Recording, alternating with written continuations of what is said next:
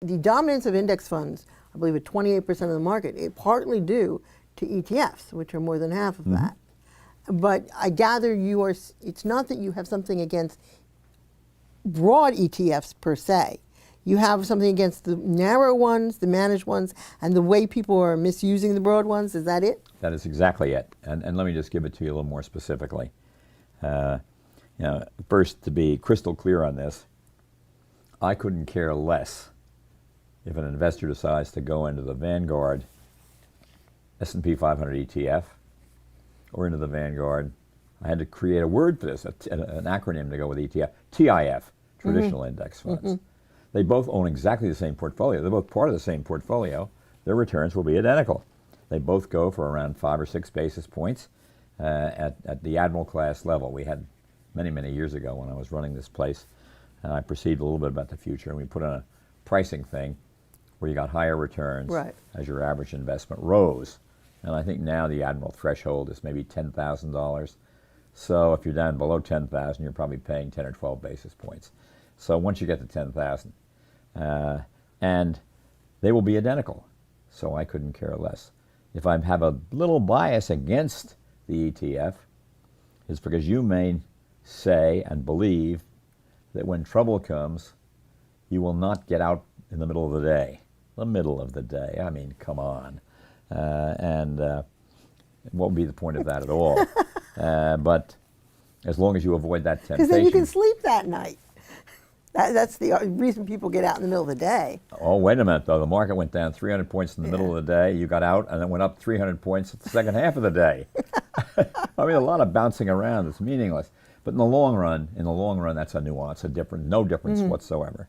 So, fine, and fine for any broad market index fund, in which I would include the total bond market with some limitations, the total U.S. stock market, the S&P 500, international, and even if you want to put a little chunk into emerging market funds, all total market funds. So the idea of investing with the fruits and nuts is just, we had, when these funds started, somebody brought out, I don't think this is much of a name, by the way, a fund called Emerging Cancer ETF. And first of all, it should have been curing emergency cancer or something. It sounded like they were hoping everybody would get emerging cancer. And I criticized that particularly in an article I wrote about ETFs in the Wall Street Journal. And the guy who started it wrote me I thought a kind of plaintive letter. And he said, look, I deserve the same chance to try my ideas as you deserve when you started the first index fund. Well, is there a difference between selling quality and selling junk in your first idea? So I guess I gave him a nice answer. Go for it, man. Emerging cancer is long gone.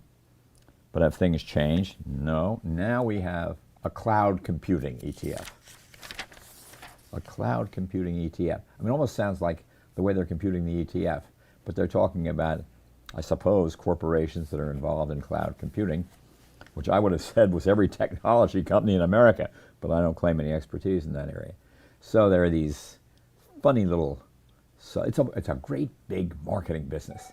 Think of something no one else has ever thought of, and therefore at this level, the crazier the idea and the stupider the idea, the less it is that other people have thought of it.